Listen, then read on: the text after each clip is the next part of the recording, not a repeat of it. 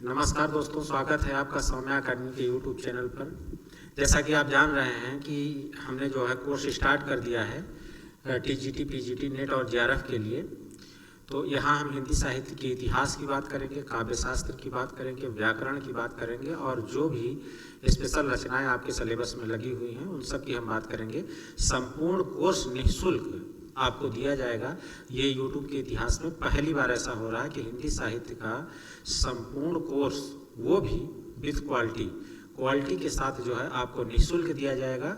इसको जो है आप क्रम वाइज आप देखते चलिए, नोट्स बनाते चलिए और मुझे आशा नहीं पूरा विश्वास है कि आपका 100% सिलेक्शन, जिस परीक्षा के लिए आप तैयारी कर रहे हैं, अगर वो हिंदी से संबंधित है तो उसमें जो ये अपनी क्लास है उसकी 100% भागीदारी सिद्ध हो सकती है, बशर्ते आपको भी उतनी ही ईमानदारी के साथ कार्य करना होगा। तो आज जो है हमारी पहली क्लास है आपके YouTube चैनल पर हिंदी साहित्य का इतिहास। हम बिल्कुल स्टार्ट से देखेंगे, 0 लेवल से देखेंगे और एकदम मैक्सिमम लेवल तक पहुंचेंगे। और जो इसकी गुणवत्ता है, गुणवत्ता को परख करके आप इसको नोट्स बनाइए और उसमें से जो चीज़ें आपको हाईलाइट करने वाली हैं उसको हाईलाइट करिए।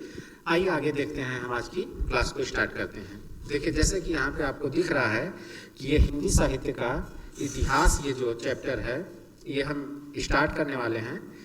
तो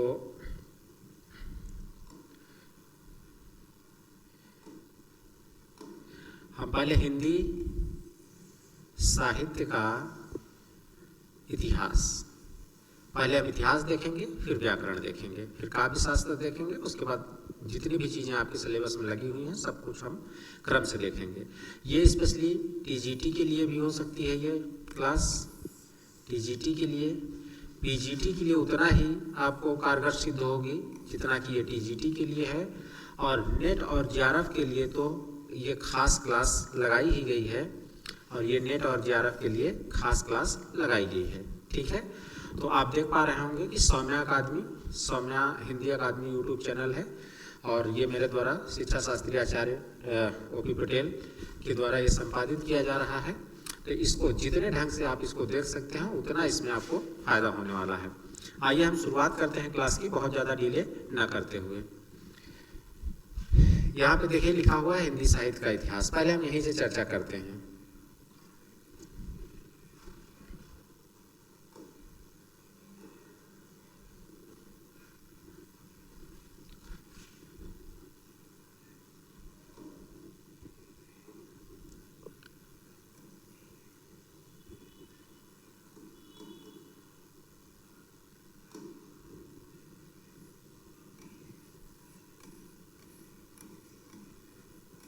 हिंदी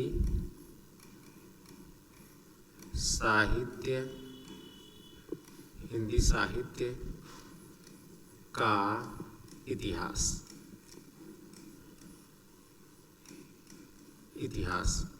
जैसा कि मैंने आपसे वादा किया है कि संपूर्ण हिंदी साहित्य का कोर्स जो है आपको बिल्कुल क्वालिटीफुल आपको मिलेगा। बस इसको इत्मीनान से आप क्लास को एक बार देखने का प्रयास करें।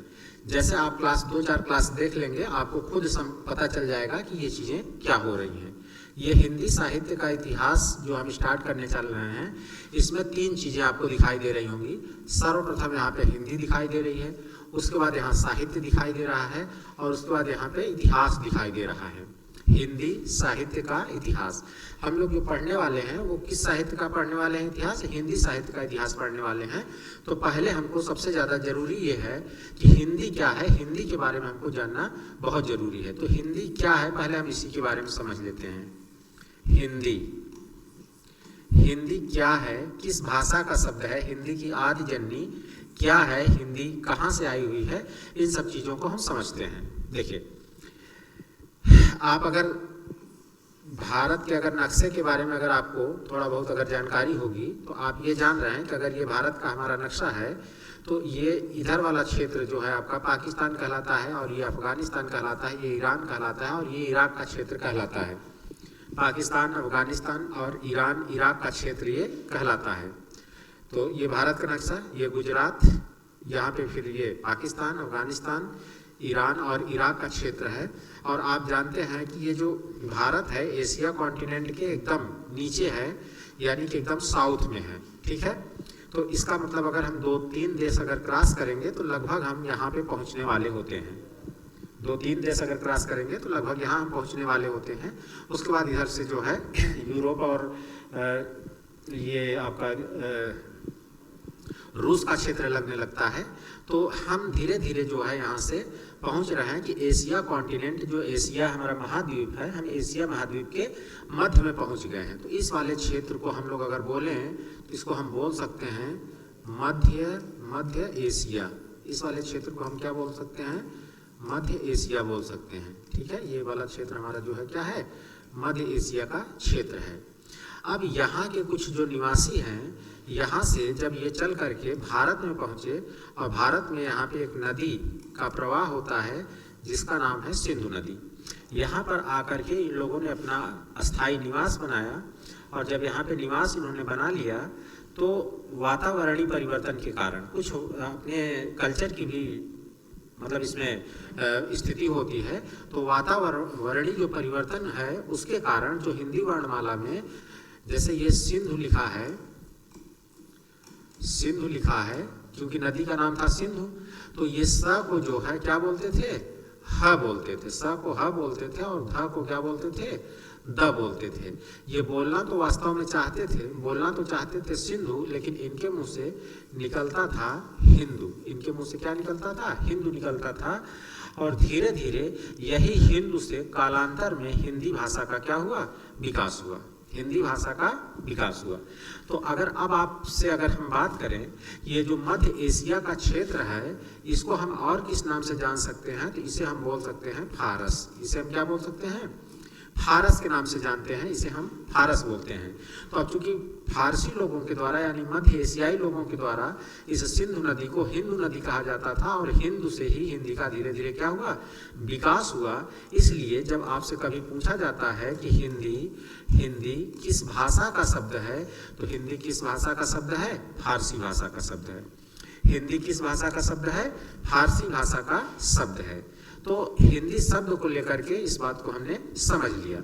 अब दूसरी चीज यहाँ से जो पूछी जाती है वो क्या पूछी जाती है कि हिंदी की आदि जननी क्या है? हिंदी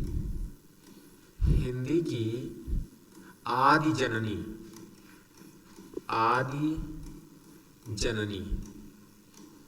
जननी कौन सी भाषा है? क्या है? तो आप जानते हैं कि जब हिंदी की आदि जननी पूछा जाएगा तो आपको संस्कृत बताना पड़ेगा। क्या बताना पड़ेगा? संस्कृत बताना पड़ेगा। हिंदी की आदि जननी संस्कृत है, लेकिन हिंदी किस भाषा का शब्द है? हिंदी फारसी भाषा का शब्द है। तो हिंदी किस भाषा का शब्द है? तो हिंदी फारसी भाषा का शब्द है। हिंदी फारसी भाषा का शब्द है। तो यहाँ से ये दो महत्वपूर्ण प्रश्न आपके दिमाग में होने चाहिए कि किस भाषा का शब्द है हिंदी? तो हिंदी फारसी भाषा का शब्द है। और अगर ये पूछा जाएगा कि हिंदी की आदि जननी क्या है, तो हिंदी की आदि जननी क्या होती है मेरे बच्चे? संस्कृत होती है। ठीक है, तो चलिए अब यहाँ से हम आप आगे चल करके देखते हैं कि अगर आपसे पूछ लिया जाए कि हिंदी की लिपि क्या होती है। हिंदी की अगर लिपि के बारे में अगर आपसे पूछे कि हिंदी की लिपि क्या होती है, तो ये भी एक महत्वपूर्ण प्रश्न है। यहाँ से इसको आपको जानना पड़ेगा। तो हिंदी की जो लिपि होती है वो होती है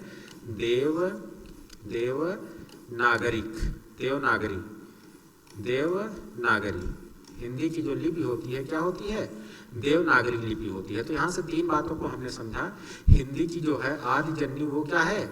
संस्कृत है। और हिंदी किस भाषा का शब्द है? हिंदी फारसी भाषा का शब्द है। और हिंदी की जो लिपि है, हिंदी की लिपि क्या है? देवनागरी है। संस्कृत की भी लिपि देवनागरी होती है। तो यहाँ से इतनी बातें हम लोग हिंदी के बारे में समझ लिए हैं।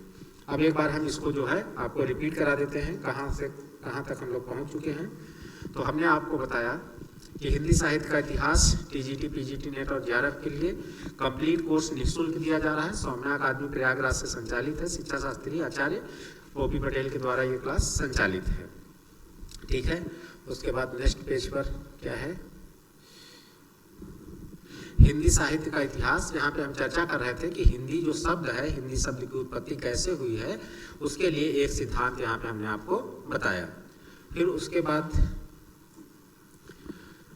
फिर हमने बताया कि हिंदी की आदि जननी क्या है, संस्कृत है, और हिंदी की लिपि क्या है, देवनागरी लिपि है, और हिंदी किस भाषा का शब्द है, हिंदी फारसी भाषा का शब्द है। ठीक है, अब हम आगे बढ़ रहे हैं। तो हमने हिंदी साहित्य का इतिहास जो हेडिंग बनाया था, हिंदी साहित्य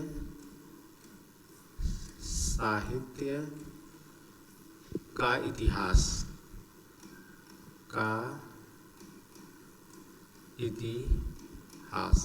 ये जो हेडिंग बनाया था उसमें हमने देखा किसके बारे में, हिंदी के बारे में हमने देख लिया। अब हम बात करते हैं साहित्य के बारे में, हम इसकी संपूर्ण व्याख्या करते हैं। तो साहित्य क्या है मेरे भाइयों, इसको हम समझते हैं। साहित्य क्या है, इसको पहले हम व्यवहारिक रूप से समझते हैं, उसके बाद फिर इसकी हम विभिन्न विद्वानों के अनुसार परिभाषा को भी देखेंगे। तो साहित्य दो शब्दों से मिलकर के बना है हिंदी के साहित्य प्रेमियों, स प्लस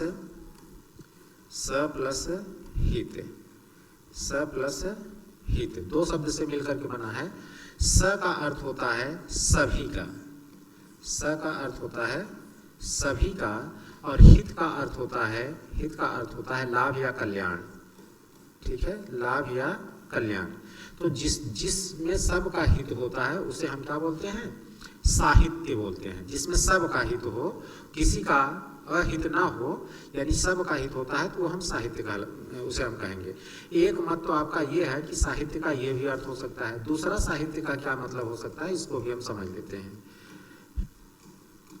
दूसरा जो साहित्य का अर्थ है वह पुनः दो शब्दों से मिलकर के बना है, सहित। ठीक है ना, स प्लस हित। अब यहाँ पे सहित का क्या मतलब है, यहाँ पे सहित का मतलब है शब्द प्लस अर्थ, शब्द प्लस अर्थ सहित। शब्द और अर्थ सहित जो रचना होती है उसे हम क्या बोलते हैं, साहित्य हम बोलते हैं।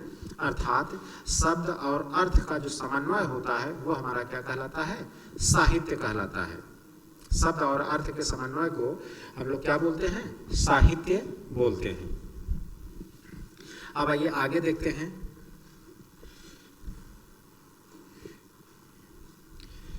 अब साहित्य की थोड़ी सी आधिकारिक परिभाषा की हम बात करते हैं।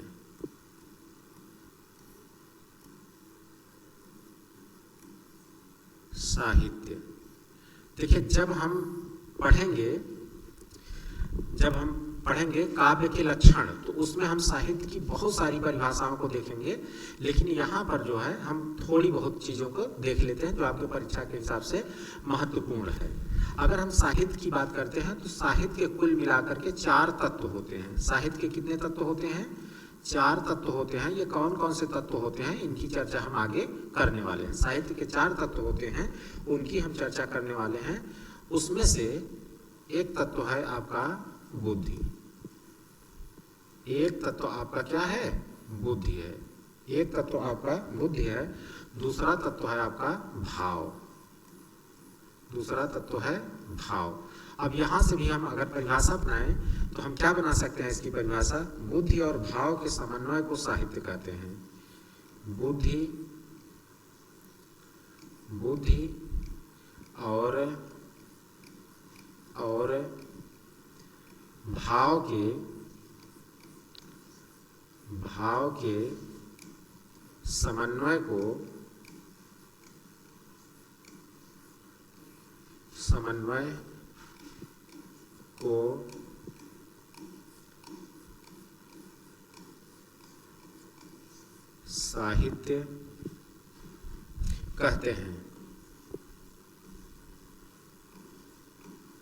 भाव के समन्वय को साहित्य कहते हैं। बुद्धि और भाव के समन्वय को साहित्य कहते हैं। अब आप इस बात को समझिए, अगर कोई भी व्यक्ति बहुत अधिक अगर बुद्धिवादी हो गया, उसके अंदर भाव नहीं है, फिर भी वह साहित्य की रचना नहीं कर सकता है। ठीक है, और कोई भी व्यक्ति बहुत अधिक भावुक है, उसके अंदर बुद्धि नहीं है, वो भी साहित्य की रचना नहीं कर सकता है। इसलिए यहाँ पे बताया गया है कि बुद्धि और भाव के समन्वय को साहित्य कहा जाता है। यानी कि साहित्य में बुद्धि और भाव दोनों का समन्वय बराबर रूप से मिला रहता है, उसे हम क्या कहते हैं? साहित्य कहते हैं। एक बार इसको लिख लीजिए, फिर हम आगे बढ़ते हैं। एक बार लिख लीजिए इसको, फिर आगे बढ़ते हैं।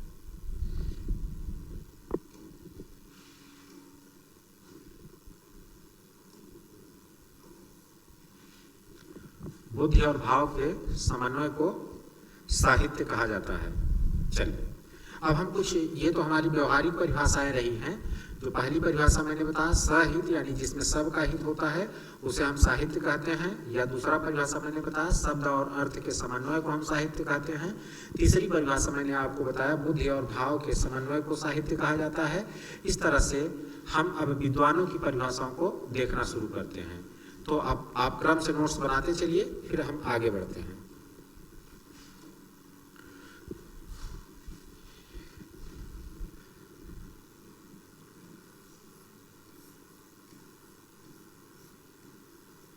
परिभाषा है साहित्य की। साहित्य की परिभाषा है, सबसे पहले हम देखेंगे महावीर प्रसाद द्विवेदी। महावीर प्रसाद द्विवेदी।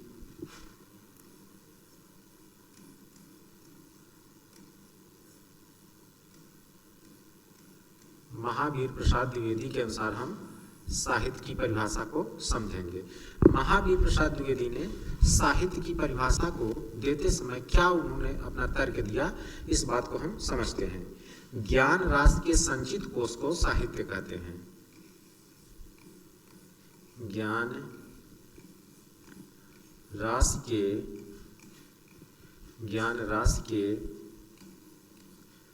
संचित कोश को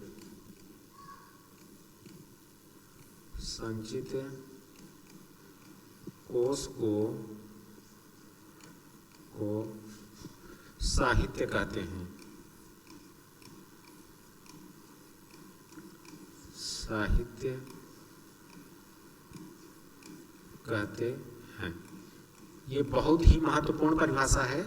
यहाँ से आपके क्वेश्चन परीक्षा में आते हैं और डायरेक्ट पूछ लिया जाता है कि ज्ञान राशि के संचित कोश को साहित्य की संज्ञा किस आचार्य ने दिया या किस विद्वान ने दिया। तो ज्ञान राशि के संचित कोश को साहित्य कहते हैं। यह परिभाषा है महावीर प्रसाद द्विवेदी की, बहुत ही महत्वपूर्ण परिभाषा है। अभी हम परिभाषाओं को बहुत अधिक पढ़ेंगे। जितनी परिभाषाएं हम आपको लिखा देंगे उतना आप किताबों में एक जगह तो कम से कम नहीं ही मिलेगी, कम से कम आपको उसके लिए 50 किताबों की आवश्यकता पड़ेगी। तो आप इतना समझिए कि यहाँ पे हम आपको सारा कलेक्शन दे देंगे, आप बहुत निश्चिंत होकर के इस क्लास को आप देख सकते हैं। लेकिन वो हम जब हम साहित्य के इतिहास के बारे में बात करेंगे या काव्य के लक्षण के बारे में बात करेंगे, तो वहाँ पे हम पढ़ेंगे साहित्य क्या है, और साहित्य की विस्तृत विवेचना जब पढ़ेंगे तो वहाँ पर हम इसकी चर्चा करेंगे। अभी हम केवल हिंदी साहित्य के इतिहास में केवल एक साहित्य शब्द आया था और उस साहित्य की मैं यहाँ पे थोड़ा सा विवेचना कर रहा हूँ। अभी ये कोई टॉपिक नहीं चल रहा है, अभी तो केवल स्टार्टिंग हुई है हमारी, ठीक है। अब महावीर प्रसाद द्विवेदी की ये पहली परिभाषा रही मेरे मित्रों। अब महावीर प्रसाद की ये दूसरी परिभाषा, ये भी बहुत इंपॉर्टेंट परिभाषा है। अंतःकरण की वृत्तियों का चित्र काव्य है। अंतःकरण की वृत्तियों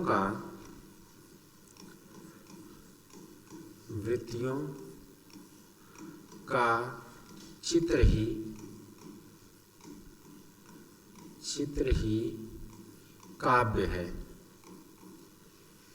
काव्य है। अंतःकरण की वृत्तियों का चित्र ही क्या है? काव्य है। इसको नोट डाउन कर लीजिए, नोट डाउन करिए, फिर आगे बढ़ते हैं। अब देखिए, आपको यहाँ पे दो चीजें आपको दिक्कत कर रही होंगी।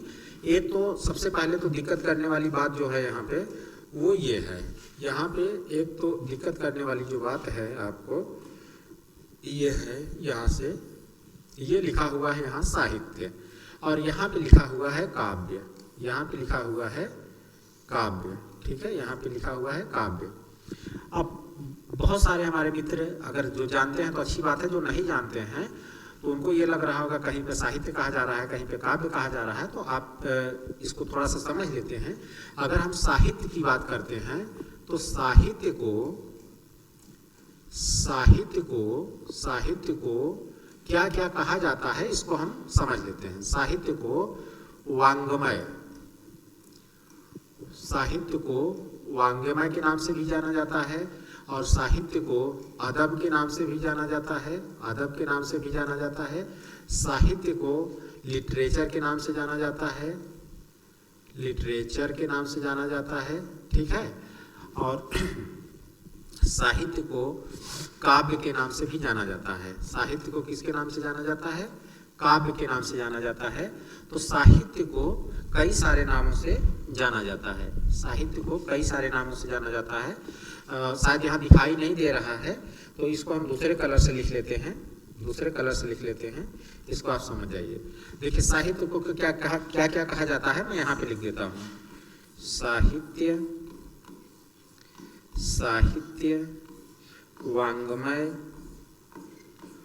वांग्मय, साहित्य वांग्मय, अदब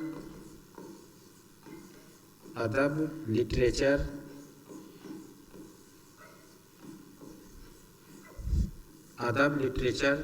और काव्य, इन नामों से जाना जाता है।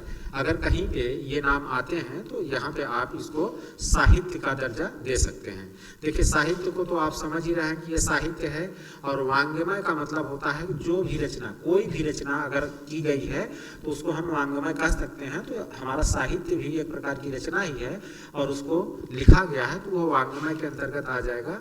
और अदब ये जो है, उर्दू में साहित्य को अदब के नाम से जाना जाता है, और इंग्लिश में लिटरेचर के नाम से साहित्य को जाना जाता है। और हमारे जो संस्कृताचार्य थे, संस्कृत के आचार्य थे, उन्होंने काव्य के रूप में जो है साहित्य की व्याख्या की है। तो यहाँ से आपको ज़्यादा परेशान नहीं होने की ज़रूरत है। तो आपने देख लिया होगा कि महावीर प्रसाद द्विवेदी के अनुसार जो है उन्होंने साहित्य की क्या परिभाषा दी है, इस बात को समझते हैं। ज्ञान राशि के संचित कोष को साहित्य कहा जाता है। अंतःकरण की वृत्तियों का चित्र ही साहित्य है या काव्य है। यह परिभाषा महावीर प्रसाद द्विवेदी की है, और ये बहुत ही मोस्ट परिभाषा है। ये तो कई बार परीक्षा में आपसे पूछी जा चुकी है, ये तो कई बार परीक्षा में आपसे पूछी जा चुकी है, इसलिए आपको इसको बहुत अच्छे से याद करने की आवश्यकता है। चलिए आगे बढ़ते हैं हम। डॉक्टर नागेंद्र, दूसरी परिभाषा हम देखते हैं। डॉक्टर नागेंद्र, या नागेंद्र हम लिख सकते हैं, नागेंद्र ही नाम है, ऐसे ही लिखा गया है। डॉक्टर नागेंद्र के अनुसार, डॉक्टर नागेंद्र ने, इनकी भी परिभाषा मोस्ट है। इन्होंने साहित्य की क्या परिभाषा दिया हुआ है? इन्होंने कहा साहित्य आत्म अभिव्यक्ति जीवन की अभिव्यक्ति है। साहित्य आत्म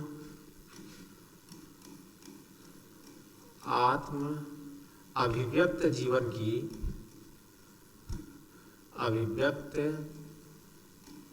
साहित्य आत्म अभिव्यक्त जीवन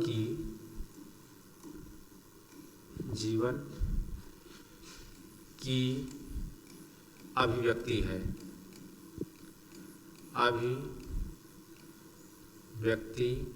है, यहाँ पे इनकी भी परिभाषा बहुत मोस्ट है।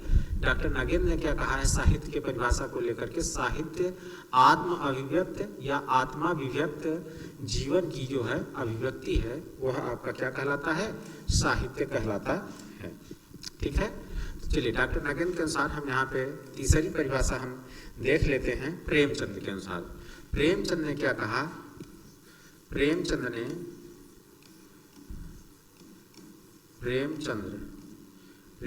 भी होता है, ठीक है, तो यहाँ पे चंद ही लिखिए। प्रेमचंद के अनुसार अगर हम बात करते हैं तो इन्होंने साहित्य की परिभाषा किस रूप में दिया हुआ है? इन्होंने कहा साहित्य जीवन की समालोचना है। साहित्य जीवन की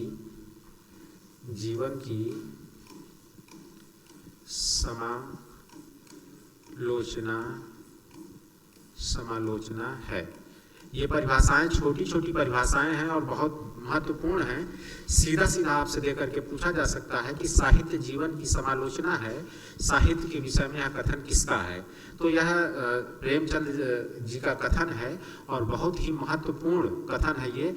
उसी प्रकार से नागेंद्र जी, डॉक्टर नागेंद्र ने कहा साहित्य आत्म अभिव्यक्त जीवन की अभिव्यक्ति है। तो और महावीर प्रसाद द्विवेदी की परिभाषा आपने पढ़ लिया था। अब हम यहाँ पे देखते हैं कि चौथी परिभाषा क्या हो सकती है।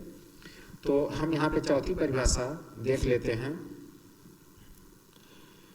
जगन्नाथ के अनुसार, पंडित राज जगन्नाथ के अनुसार देख लेते हैं। पंडित राज जगन्नाथ ने साहित्य की परिभाषा को किस रूप में प्रतिपादित किया है? रमणीयार्थ प्रतिपादकः शब्द काव्यम,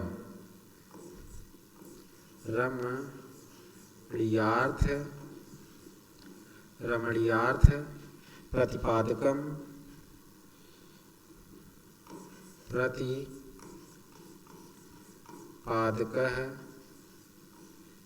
पादकः शब्द काव्यम।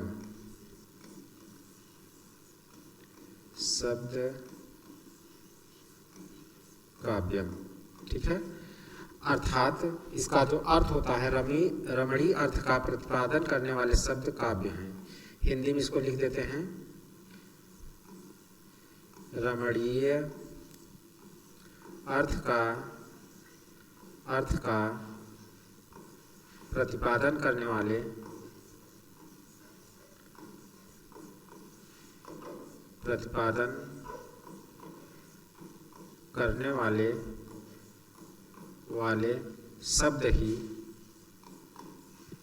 शब्द ही काव्य हैं। अब यहाँ पे देखिए कितनी अच्छी इन्होंने परिभाषा दिया है पंडित राज जगन्नाथ ने। इन्होंने कहा रमणीयार्थ प्रतिपादकः शब्द काव्यम, अर्थात रमणीय अर्थ यानी मनोहर, यानी कि जो मन को अच्छा लगने वाला, सुंदर जो अर्थ देने वाले, प्रतिपादन करने वाले जो शब्द हैं वही क्या कहलाते हैं? काव्य कहलाते हैं। इसको नोट डाउन करिए, फिर आगे बढ़ते हैं।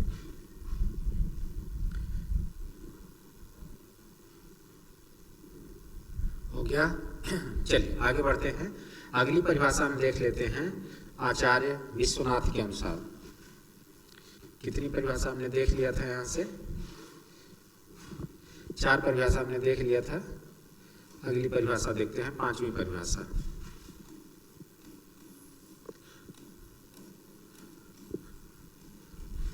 आचार्य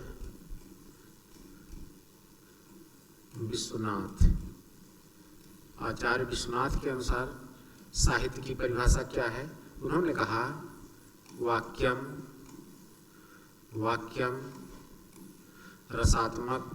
रसात्मकम काव्यम,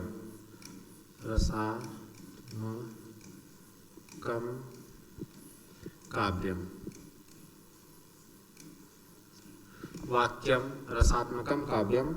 ये परिभाषा जो है आचार्य विश्वनाथ ने दिया है। रस से युक्त काव्य ही साहित्य है।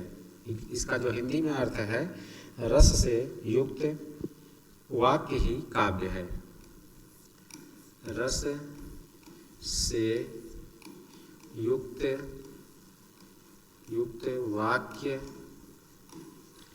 वाक्य ही काव्य है। रस से युक्त वाक्य ही क्या है? काव्य है। हो गया? लिख लीजिए।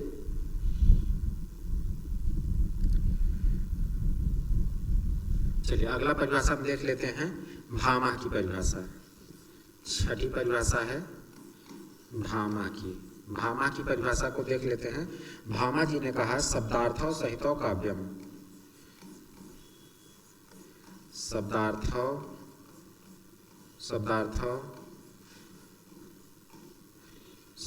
सहितो काव्यम। शब्दार्थों सहित काव्यम। इसका अर्थ देख लीजिए, शब्द अर्थ का स्वभाव ही साहित्य है।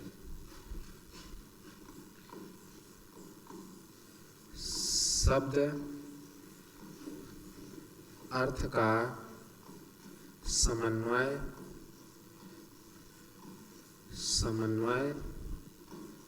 ही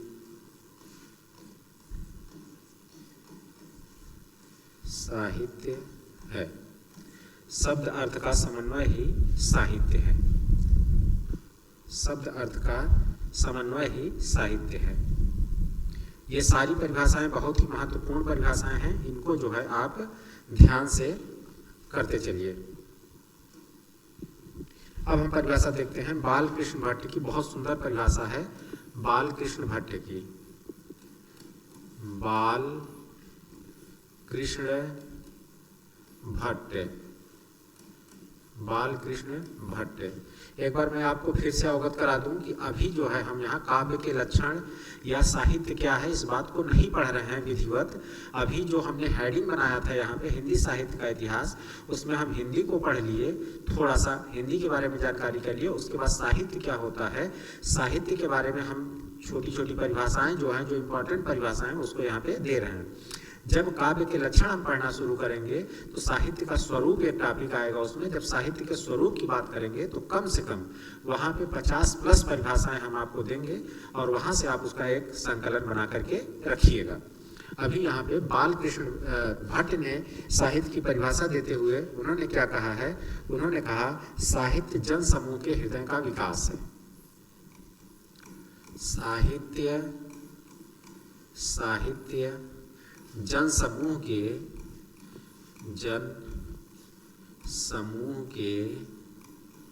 हृदय का विकास है। साहित्य जन समूह के हृदय का विकास है। साहित्य जन समूह के हृदय का विकास है। बहुत ही महत्वपूर्ण परिभाषा है। यह कई बार परिभाषा आपके परीक्षा में आ चुकी है। चलिए एक दो हम यहाँ पे पाश्चात्य विद्वानों की भी परिभाषा को देख लेते हैं। जैसे हम देख लेते हैं हडसन की परिभाषा। एक हमारे पाश्चात्य विद्वान हैं हडसन।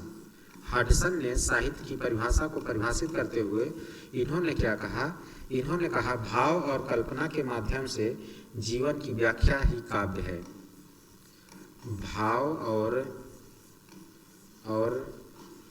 कल्पना के माध्यम से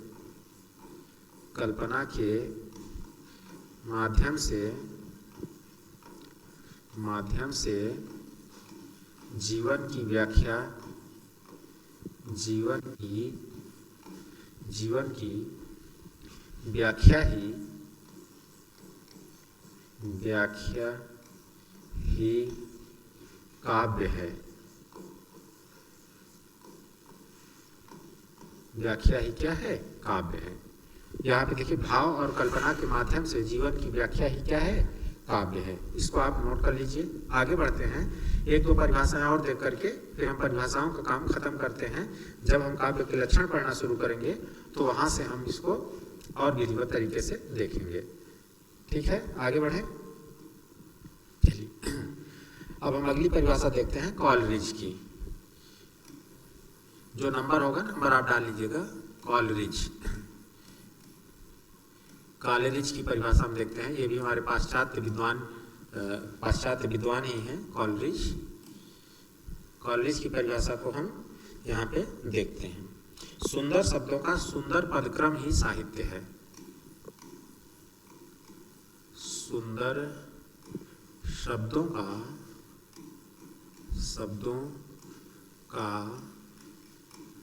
सुंदर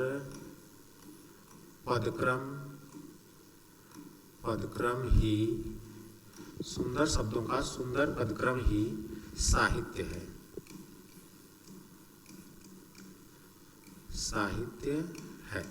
यह परिभाषा हमारी क्या है, कॉलरिज की परिभाषा है। और कहीं कहीं पे साहित्य की जगह काव्य भी लिखा रहता है। ठीक है, ये तो सुंदर शब्दों का सुंदर पदक्रम ही क्या है, काव्य है या साहित्य है। एक परिभाषा हम और देख लेते हैं श्याम सुंदर दास की। तो आइए श्याम सुंदर दास की परिभाषा को देख लेते हैं। श्याम सुंदर दास, श्याम सुंदर दास ने क्या कहा है? श्याम सुंदर दास ने कहा, साहित्य वह है जिसमें कुछ लिखा जाए जो जीवन के उद्देश्यों की पूर्ति करे। साहित्य वह है जिसमें कुछ लिखा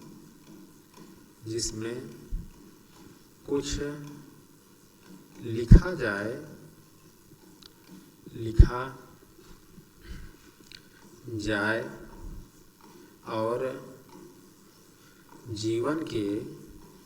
जीवन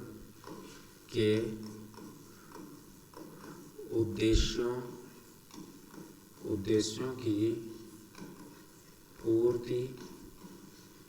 पूर्ति करे।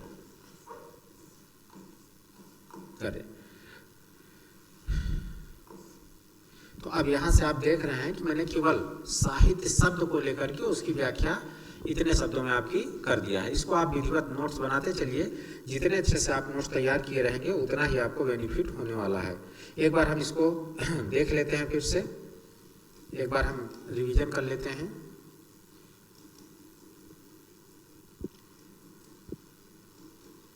देखिए, हमने शुरुआत किया था आज की जो हमारी ये क्लास है, ये फर्स्ट क्लास है, ठीक है ना। ये जो हमारी क्लास है फर्स्ट क्लास है, हिंदी साहित्य का इतिहास, टीजीटी पीजीटी नेट और जेआरएफ के लिए संपूर्ण हिंदी का कोर्स आपके यूट्यूब चैनल पर निःशुल्क उपलब्ध कराया जा रहा है, ठीक है। सौम्या अकादमी के यूट्यूब चैनल पर, और ये मेरे द्वारा संचालित किया जा रहा है, ठीक।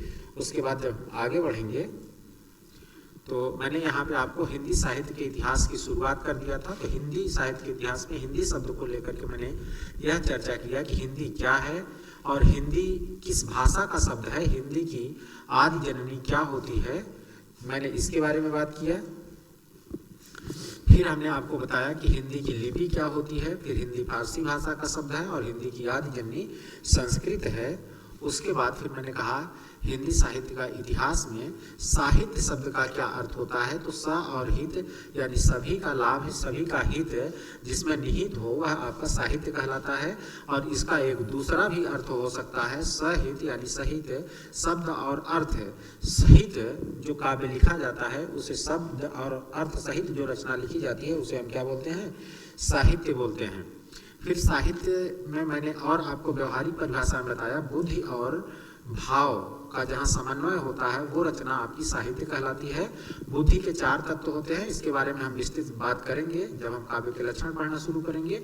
तो इन्हीं के माध्यम से परिभाषा को रखे हैं यहाँ पे। बुद्धि और भाव के समन्वय को साहित्य कहा जाता है। उसके आगे देख लेते हैं। फिर यहाँ पे साहित्य को किन किन नामों से जाना जाता है? तो साहित्य को साहित्य बोला जा सकता है, वांग्मय, अदब, लिटरेचर और काव्य के नाम से संबोधित किया जा सकता है या बोला जाता है। साहित्य महावीर प्रसाद द्विवेदी के अनुसार साहित्य की परिभाषा क्या रही है? तो फिर महावीर प्रसाद द्विवेदी के अनुसार साहित्य की परिभाषा ज्ञान राशि के संचित कोष को साहित्य कहते हैं। ये पहली परिभाषा और महत्वपूर्ण परिभाषा है। दूसरी परिभाषा अंतःकरण की वृत्तियों का चित्र ही काव्य है, ये दूसरी परिभाषा इन्होंने दिया है। फिर आगे बढ़ करके देख लेते हैं जितनी भी चीजें हमने लिखा। डॉक्टर नगेंद्र ने साहित्य की परिभाषा क्या दिया है? साहित्य आत्म अभिव्यक्त जीवन की अभिव्यक्ति है, यह डॉक्टर नगेंद्र की परिभाषा है। प्रेमचंद जी की परिभाषा साहित्य जीवन की समालोचना है, महत्वपूर्ण परिभाषा है। पंडित राज जगन्नाथ ने संस्कृत में दिया, रमणीयार्थ प्रतिपादक शब्द काव्यम, यानी रमणीय अर्थ का प्रतिपादन करने वाले शब्द ही क्या कहलाते हैं? आपके काव्य कहलाते हैं। आगे बढ़ के देख लेते हैं। आचार्य विश्वनाथ ने क्या कहा? वाक्यम रसात्मक काव्यम, यानी रस से युक्त वाक्य ही आपके काव्य कहलाते हैं। भामह की परिभाषा है शब्दार्थों सहित काव्यम, यानी शब्द अर्थ का समन्वय ही साहित्य कहलाता है। आगे बात करते हैं बालकृष्ण भट्ट की परिभाषा, साहित्य जनसमूह के हृदय का विकास है। हडसन की परिभाषा है भाव और कल्पना के माध्यम से जीवन की व्याख्या ही क्या कहलाती है? आपकी काव्य कहलाती है। ठीक है, आगे देख लीजिए बच्चे। कॉलरिज के अनुसार सुंदर शब्दों का सुंदर पदक्रम ही काव्य या साहित्य कहलाता है। श्याम सुंदर की परिभाषा है, श्याम सुंदर दास जी ने कहा कि साहित्य वह है जिसमें कुछ लिखा जाए और जीवन के उद्देश्यों की पूर्ति करता है, वह आपका साहित्य कहलाता है। ठीक है, अब हम आगे की बात यहाँ से स्टार्ट करते हैं। अभी हमने आप जो मैंने शुरुआत में हेडिंग बनाया था उसमें लिखा था हिंदी साहित्य का इतिहास। तो हिंदी के बारे में हमने समझ लिया, साहित्य के बारे में समझ लिया, अब हम इतिहास के बारे में समझ लेते हैं। उसके बाद आज की क्लास यहीं पे विराम हो जाएगी।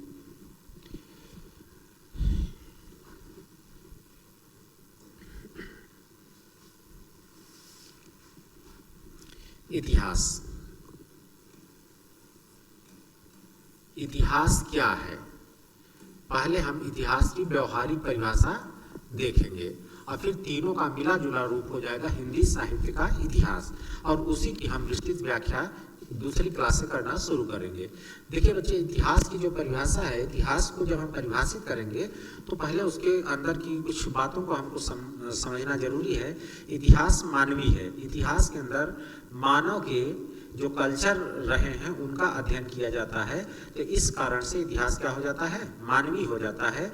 इतिहास मानव का ही होता है, मानव के अलावा किसी चीज़ का इतिहास नहीं होता। अगर किसी चीज़ का इतिहास खोजा भी जा रहा है तो वो भी मानव के ही द्वारा खोजा जाएगा, इसलिए इतिहास क्या है? मानवीय है। अब इतिहास किन शब्दों से मिलकर के बना है? तो यह 3 शब्दों से मिलकर के बना है। इति प्लस ह प्लस आस, इस इति प्लस ह प्लस आस। इति का अर्थ होता है मेरे भाइयों, इति का अर्थ होता है ऐसा। इति का अर्थ क्या होता है? ऐसा। ह का मतलब होता है ही, ह का मतलब होता है ही। आस, आस जो है अस धातु से किससे निकला हुआ है? अस धातु से निकला हुआ है, अस धातु से निकला हुआ है, और इसका अर्थ होता है होना। इसका अर्थ क्या होता है? होना। अर्थात आस का अर्थ यहाँ पे है हुआ, हुआ। आस का अर्थ क्या है? हुआ। तो इतिहास का जो मतलब है वो हो जाता है, इतिहास का जो अर्थ है वो हो जाता है ऐसा ही हुआ, या ऐसा ही हुआ होगा। निश्चित रूप से ऐसा ही हुआ होगा, ऐसा माना जाता है इतिहास का अर्थ है। तो इतिहास का ये जो इतिहास शब्द की जो संरचना है उसके माध्यम से मैंने इतिहास शब्द को परिभाषित किया है। अब हम आगे देख लेते हैं। एक व्यवहारिक परिभाषा हम समझते हैं इतिहास की। तो इतिहास, इतिहास अतीत के कृत्यों का, अतीत के कृत्यों का क्रमबद्ध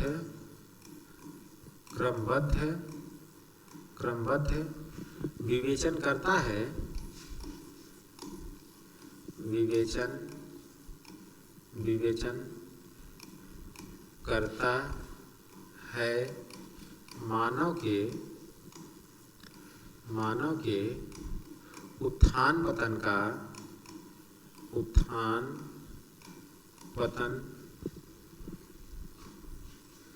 का सच्चा वर्णन करता है।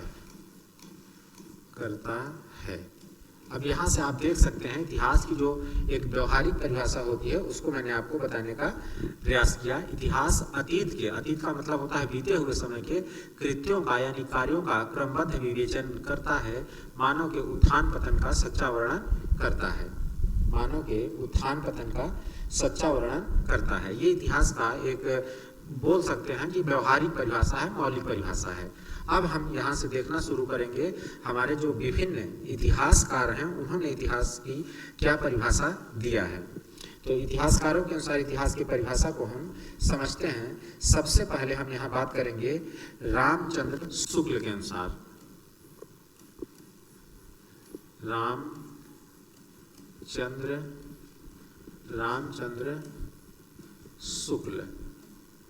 रामचंद्र शुक्ल के अनुसार हम सबसे पहले यहाँ समझने का प्रयास करते हैं कि इतिहास की परिभाषा क्या है। प्रत्येक युग का साहित्य, प्रत्येक युग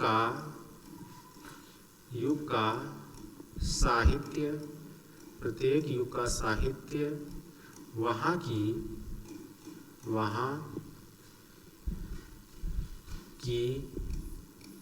जनता, प्रत्येक युग का साहित्य वहाँ की जनता की चित्तवृत्तियों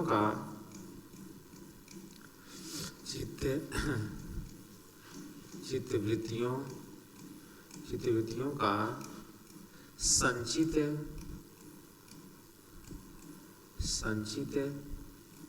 प्रतिबिंब है।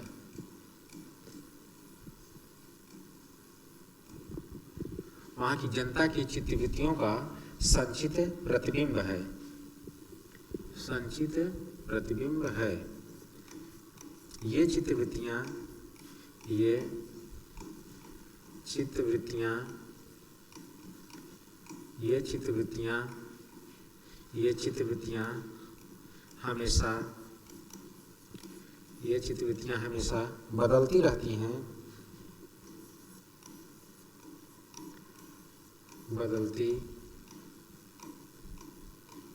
ये चित्तवृत्तियाँ हमेशा बदलती रहती हैं। ये चित्तवृत्तियाँ हमेशा बदलती रहती हैं। इन्हीं बदलती चित्तवृत्तियों के साथ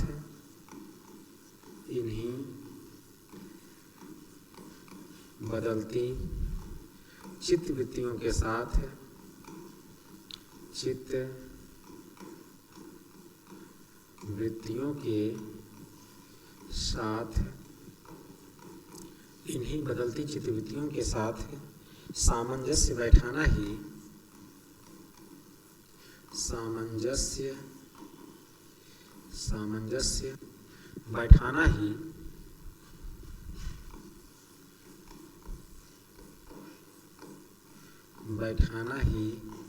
साहित्य का इतिहास है। बैठाना ही इतिहास है।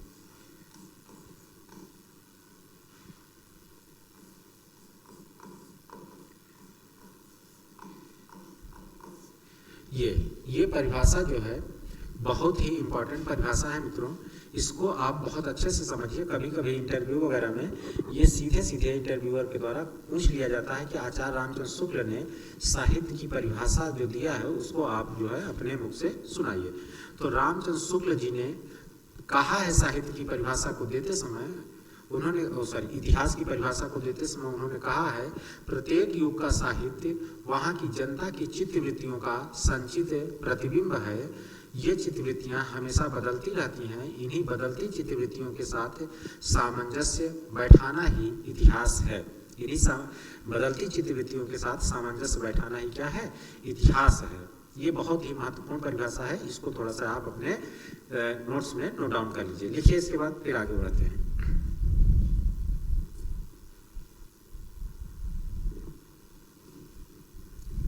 चलिए आगे देखते हैं।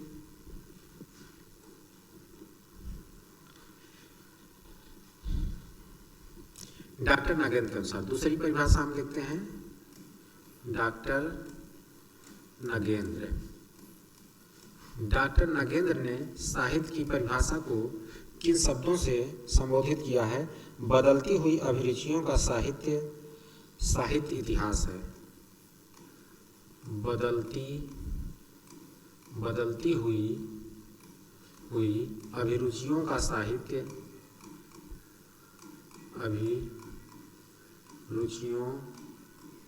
बदलती हुई अभिरुचियों का साहित्य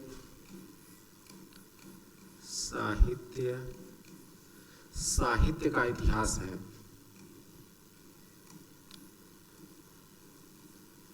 साहित्य का इतिहास है।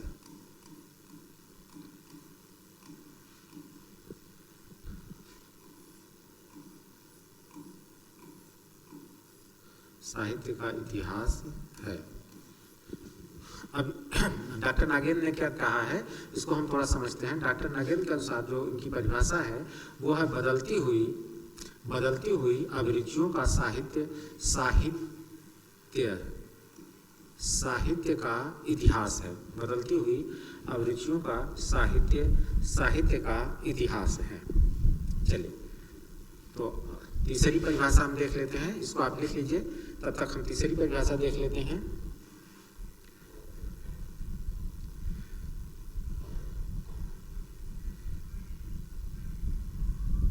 जी,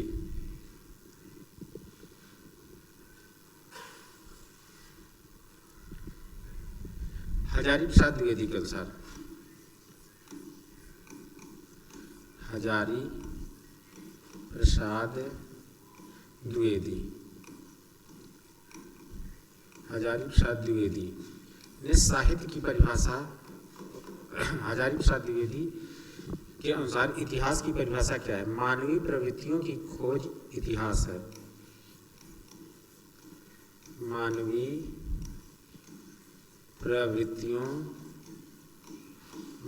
प्रवृत्तियों की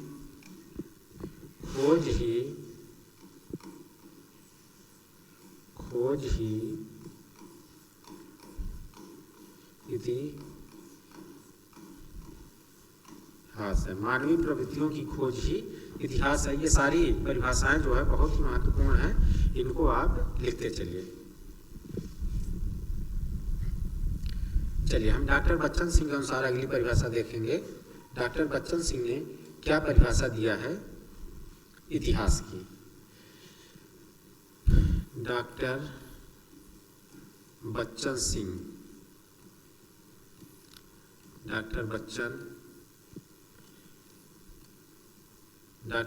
सिंह ने साहित्य के इतिहास की जो परिभाषा दिया है, उन्होंने परिभाषा देते समय लिखा है, अतीत की घटनाओं के कारण एवं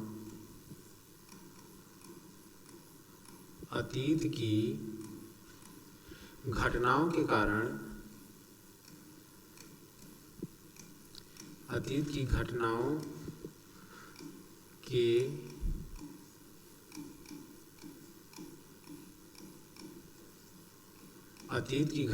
कारण एवं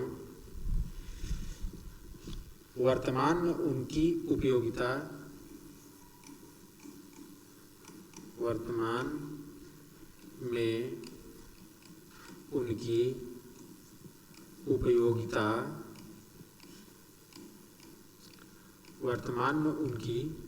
उपयोगिता का मूल्यांकन इतिहास है।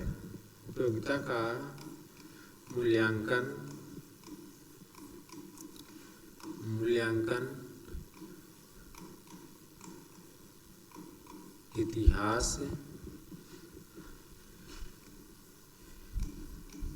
इतिहास है तथा साहित्यिक दृष्टि से इनका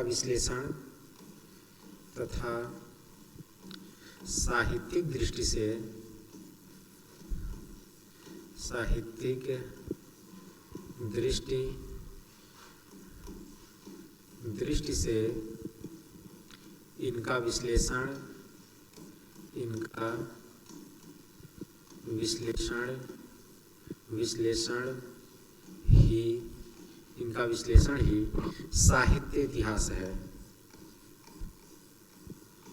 साहित्य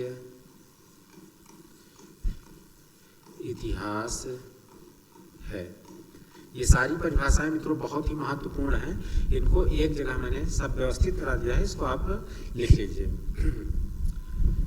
बच्चन सिंह ने क्या कहा? अतीत की घटनाओं के कारण एवं वर्तमान में उनकी उपयोगिता का मूल्यांकन इतिहास है तथा साहित्यिक दृष्टि से इनका विश्लेषण ही साहित्य इतिहास है। ये हमने कुछ इतिहास के संबंध में परिभाषा देखा है और बाकी सब परिभाषाएं हम देख लेंगे आगे। ठीक है, चलिए आगे देखते हैं। कुछ पाश्चात्य विद्वान, या हम ये कह सकते हैं कि भारत में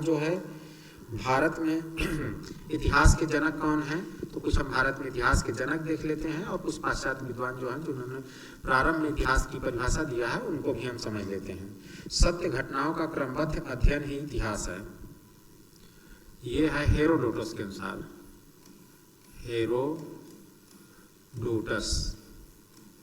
हेरोडोटस के अनुसार ये इनकी परिभाषा क्या है? सत्य घटनाओं का क्रमबद्ध अध्ययन, सत्य घटनाओं का क्रमबद्ध अध्ययन, सत्य घटनाओं का क्रमबद्ध अध्ययन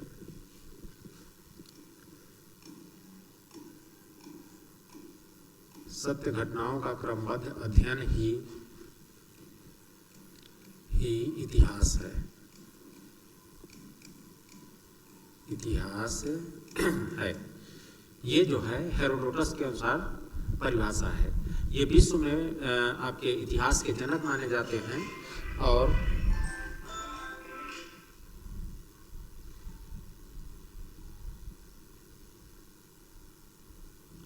सॉरी मित्रों, थोड़ा सा डिस्टर्ब हो गया, फोन आ गया था। तो ये विश्व में इतिहास के जनक हैं। और भारत में, अगर भारत के परिप्रेक्ष्य में अगर बात करेंगे तो भारत में इतिहास के जनक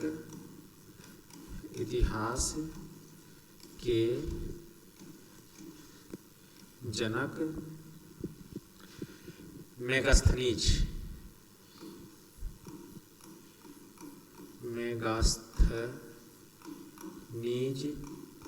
को माना जाता है।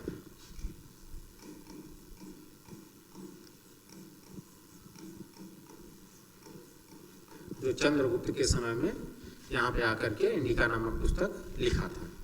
तो आज मैंने क्या देखा, हिंदी शब्द देखा, हिंदी शब्द का अर्थ देखा, हिंदी शब्द किस भाषा का शब्द है, ये सारी चीज़ें हमने देखा। उसके बाद साहित्य देखा, साहित्य के बारे में जो कुछ परिभाषाएं थी महत्वपूर्ण उसको मैंने देखा। फिर इतिहास देखा, इतिहास के संबंध में जो कुछ महत्वपूर्ण परिभाषाएं हैं, अब एक दो परिभाषाओं को मैंने छोड़ रखा है यहाँ पे, कार्लाइल वगैरह की परिभाषा, लेकिन वो सब बहुत इंपॉर्टेंट नहीं है।